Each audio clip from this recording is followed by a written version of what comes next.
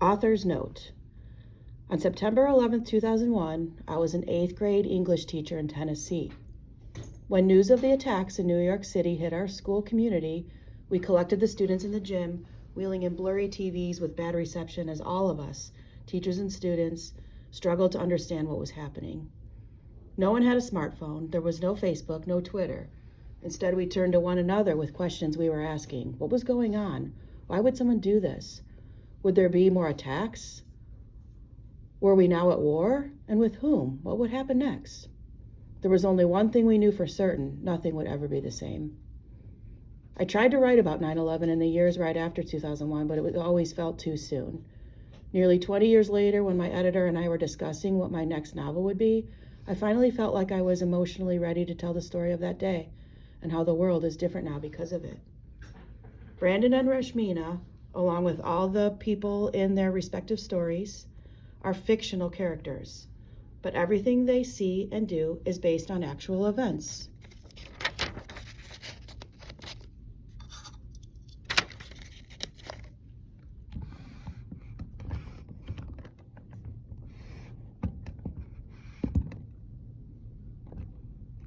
Rashmina's village is fictional but is located in the real Kunar province, a mountainous part of Afghanistan where the U.S. and its allies have fought a bitter war with the Taliban since 2001.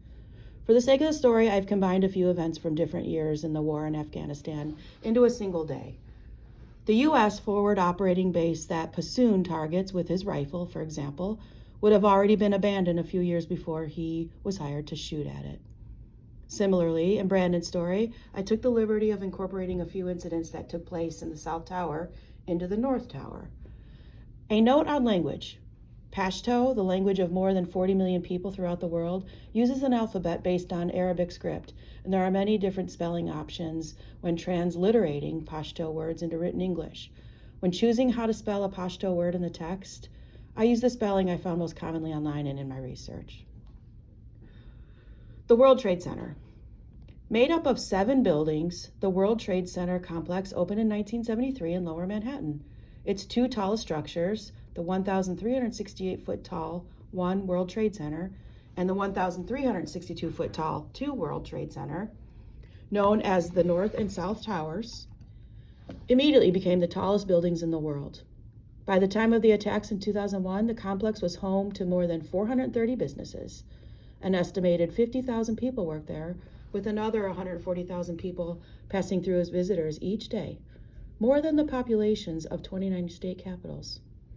The World Trade Center was so big, it had its own zip code.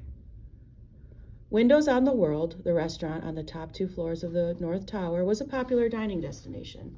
I went to Windows on the World in February 2001, just 7 months before the attacks, when my wife and I were visiting New York City. The views were indeed spectacular. The kitchens in Windows on the World were in reality on the 106th floor. I took the liberty of putting them on the 107th floor in Brandon's story. The attacks. The World Trade Center symbolized the height of American business and achievement. Perhaps that's what made it such an appealing target for terrorist attacks. In 1993, terrorists detonated 1,500 pounds of explosives in the parking garage underneath the North Tower with the intention of bringing down both towers. The building survived, but the blast destroyed 5 underground levels of the North Tower, killing 6 people and injuring more than 1,000.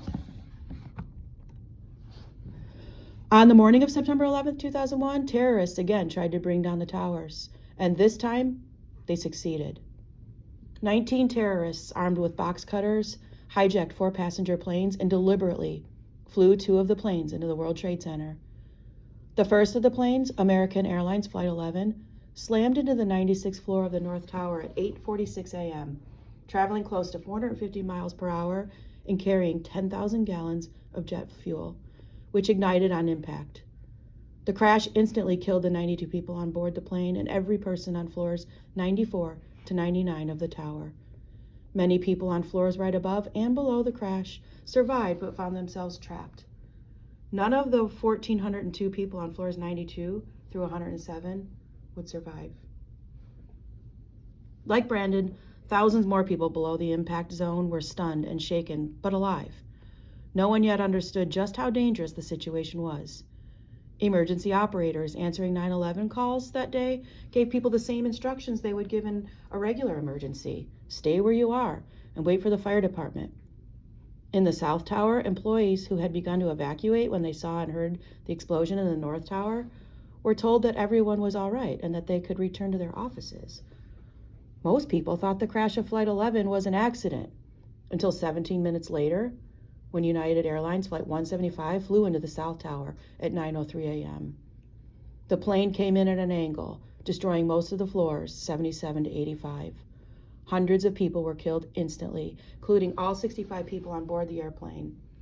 Incredibly, one of the South Tower's 3 stairwells survived the impact, and 18 people from above the 77th floor were able to make their way down and around the impact zone to safety. Another 614 people who never found the open staircase were not as fortunate. The Twin Towers had been built to withstand hurricane-force winds, and they had sprinklers and fire hydrants on each floor, but no one could have anticipated what thousands of gallons of burning jet fuel would do to the tower's internal steel structures. City officials were convinced the building wouldn't fall right up until the moment that they did. Despite being hit second, the South Tower was the first one to collapse at 9:59 a.m. The North Tower followed at 10:28 a.m., just 102 minutes, less than 2 hours, from the moment the first plane had struck. Both towers came almost straight down, their debris damaging buildings for blocks.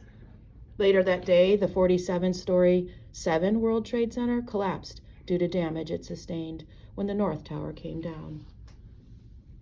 An estimated 14,000 to 17,500 people were in the World Trade Center at the time of the attacks. Far fewer than would have been in the buildings if the planes had hit later in the day. Miraculously, most people below the impact zone survived. The number of dead and wounded is still horrifying. 2,977 victims died in the attacks, and an estimated 25,000 more people were injured. The number of dead includes 343 New York City firefighters who were working to rescue people in and around the towers when they came down.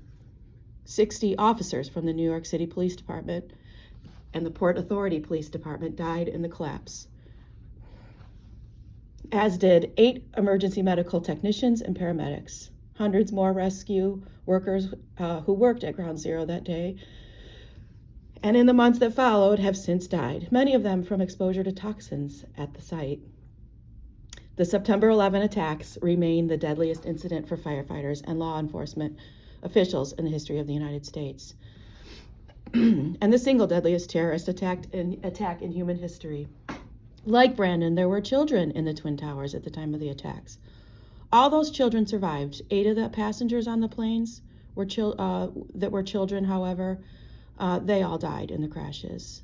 They ranged in age from 2 to 11 years old.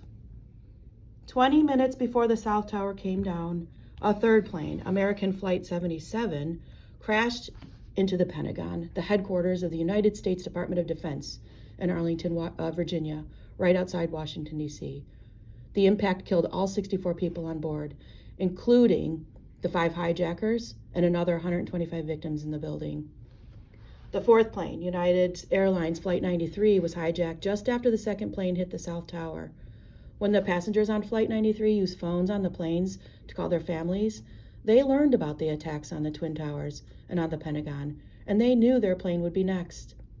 Monitoring the situation from the safety of Air Force One, the special plane that carries the President of the United States, President George W. Bush made the difficult decision to order F-16 fighter jets to shoot down Flight 93 if it got close to a major city.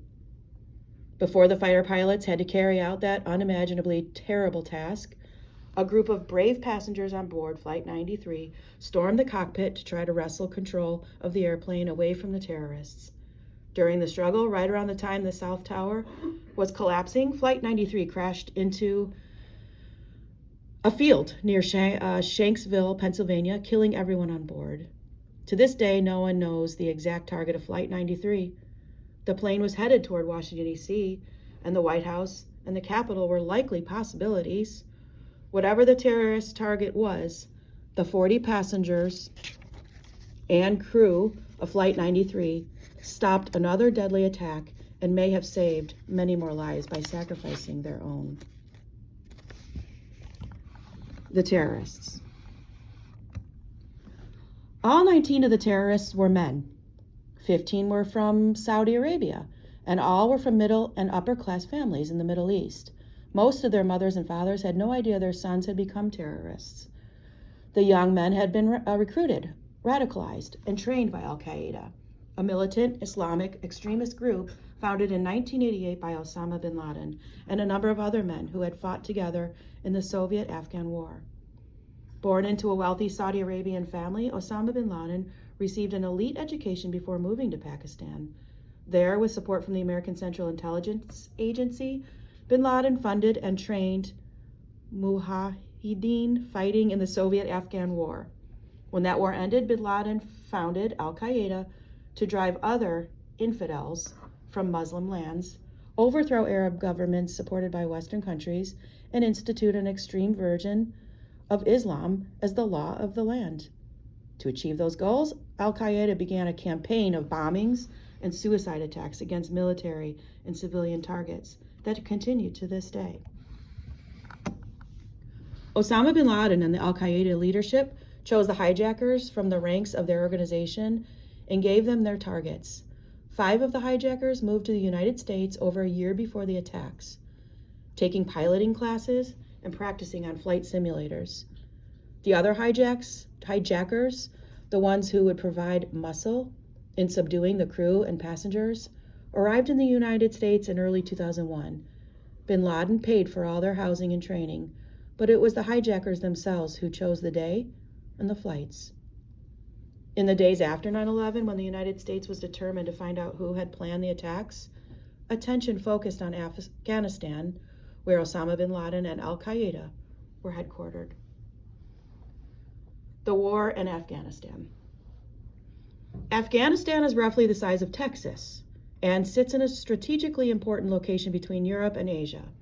As Rashmina notes, the country has been invaded over the centuries by everyone from Alexander the Great to the United Kingdom. The Soviet Union invaded Afghanistan in 1978 and finally withdrew in 1989. Then came a deadly civil war, after which the Taliban came to power. Despite Afghanistan's desperate need for help after so many years of war, the Taliban refused any international assistance. They created what they called Pure Islamic Society, which in reality was an authoritarian culture based on an extremist interpretation of Islamic law. They instituted restrictions on women and girls, made prayer required, and punished thieves by cutting off their hands or feet. Music and television were outlawed, and movie theaters were closed and turned into mosques. The Taliban held no elections either, claiming to rule by divine right. The Taliban's strict religious laws and hatred of outsiders were a perfect fit for Al-Qaeda, and in 1996, Osama bin Laden moved his headquarters and training camps there. When evidence pointed to Al-Qaeda as the perpetrators of the 9/11 attacks, the United States demanded that Afghanistan's Taliban government close every terrorist camp in the country and hand over bin Laden. When the Taliban refused, the United States invaded Afghanistan, joined by a coalition of countries that included the United Kingdom, Canada, Australia, and Germany, relying heavily on anti-Taliban Afghan rebels on the ground and superior international air power. The United States and its allies swept to a quick and easy victory by December 2001, defeating the Taliban and Al-Qaeda without the loss of a single American life.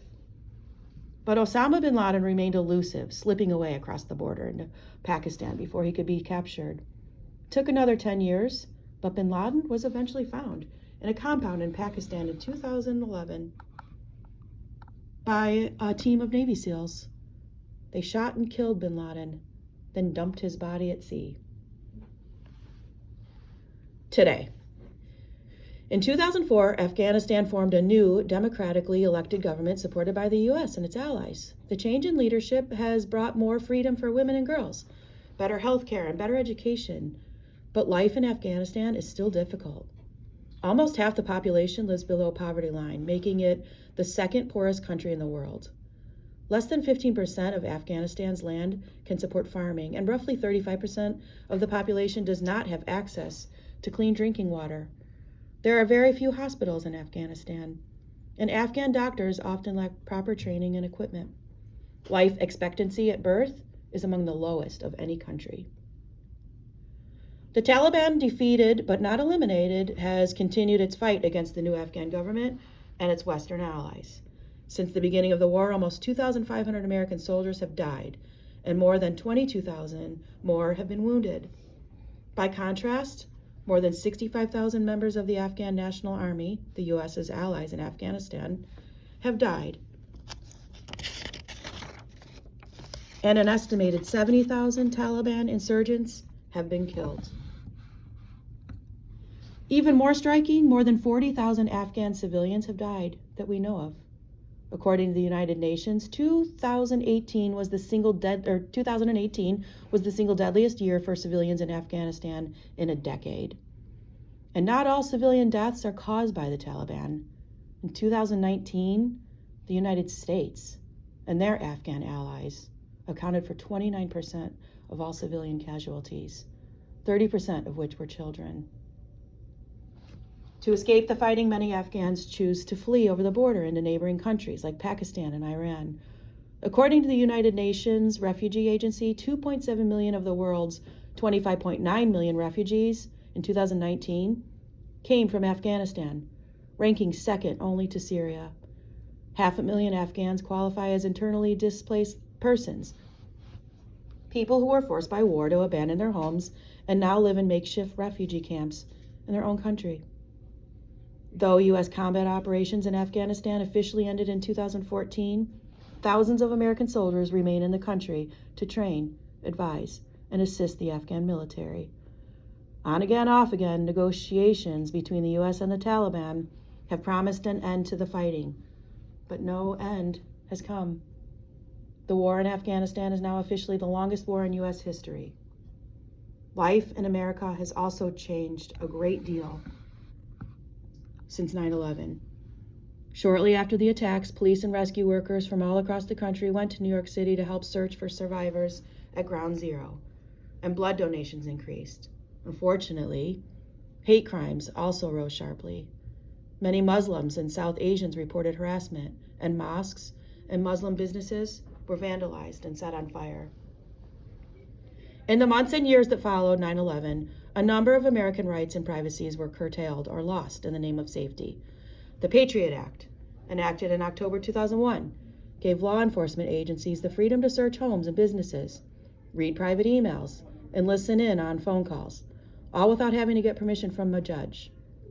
Airline travel has changed too, thanks to the newly created Transportation Security Administration, TSA. Passengers traveling by plane now face carry-on restrictions, complicated screenings, and invasive pat-downs. Nearly 20 years after 9/11, the United States remains in a national state of emergency. The World Trade Center was rebuilt, with the new One World Trade Center building officially replacing the Twin Towers in 2014.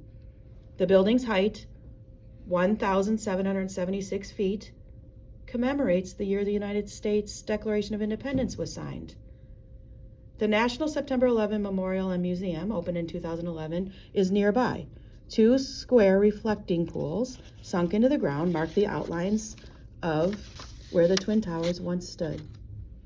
And museum buildings house artifacts recovered from the wreckage, including twisted steel beams, damaged stairs, and parts of the hijacked airplanes. Today, the Memorial and Museum receive nearly 10 million visitors a year. Though I thought I was ready to confront my own memories and emotions from 9/11, Ground Zero proved to be one of the most emotionally difficult books I've written. 2021 will mark the 20-year anniversary of 9/11. Will it also mark the 20-year anniversary of the war in Afghanistan? Time will tell. One way or another, we still live in a world reshaped and redefined by what happened in those 102 frightful minutes on a bright blue September morning in 2001. And I believe it's more important than ever for new generations to understand how we got from there to where we are today. Alan Gratz, May 2020.